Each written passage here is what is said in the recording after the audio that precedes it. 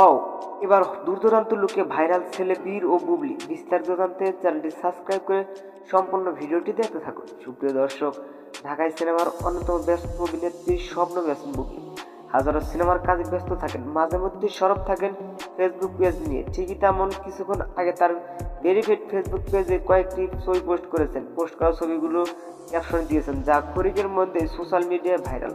তবে স্বপ্ন বেসন বুবলি পোস্ট করা ওই ছবিগুলোতে দূরদূরান্ত লোকে দেখা যাচ্ছে।